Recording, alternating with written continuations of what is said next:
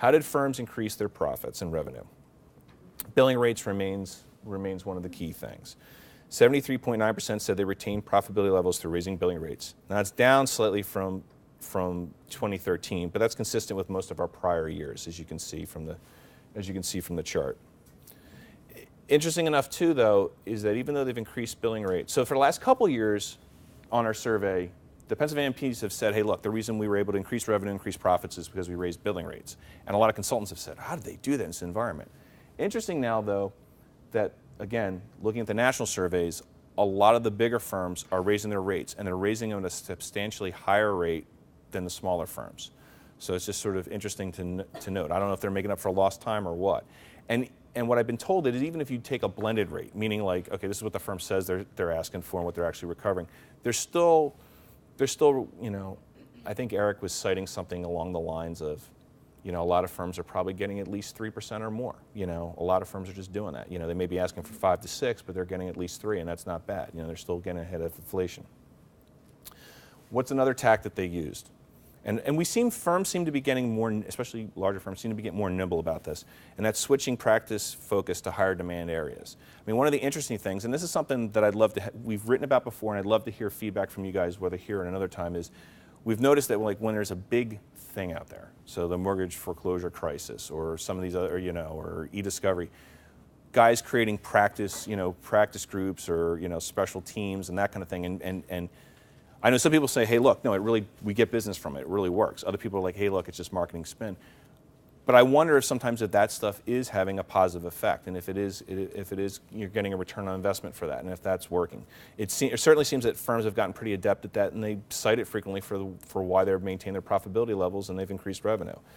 And as you can see, 30.4% cited this as a way they maintain profitability. And that's up slightly from last year, but as you can see from the previous couple of years, it's still fairly consistent. So that's, you know, it's a tried and true formula, which tells me firms are not being stagnant. They're not just sitting around waiting to see what happens. They're trying to adapt to the market forces.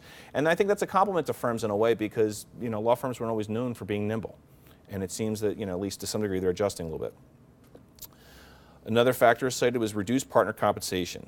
Now, this was down a lot from prior years, and I thought this was a little bit interesting.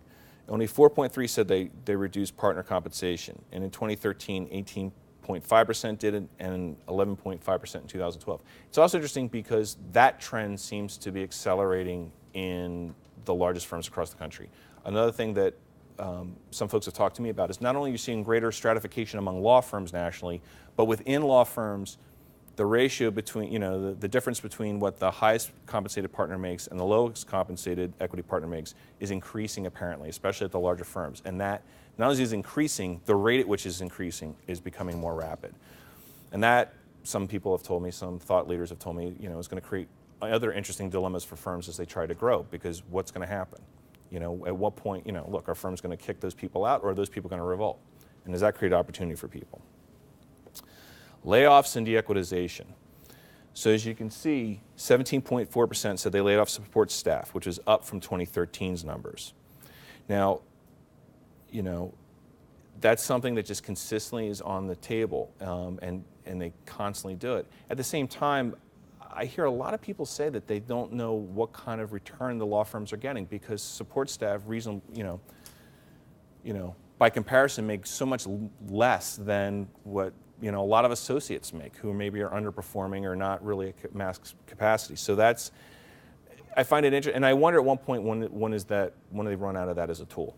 You know, at one point, are they going to have, you know, too few support staff?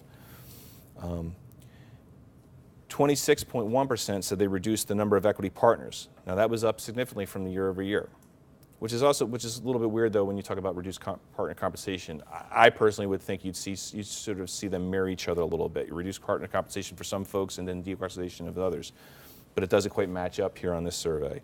But 26.1% said they reduced the number of equity partners. Last year it was 14.8%. But it is a little bit more in line with 2012, you know, and that's one thing to always consider. And I always have to try to keep in mind when I'm doing this presentation and we're just going through the surveys, like, look, you're going to get anomalies here and there. And I think one of the tricks and one of the hard things for us to do as a news organization is sort of What's a trend? What's an anomaly? What's a problem? And that's one of the things we're always trying to highlight. And again, I'll throw out this to this crowd. You can do us a lot of help, and we're always welcome to it. If you think you spot something, or you're curious, if you want to know, hey, look, I'm seeing X. Is it a problem? Is it a trend? Is it an anomaly? Let us know. We'll dig into it. We'll try to figure it out. Because if you're interested in it, someone else is probably interested in it too.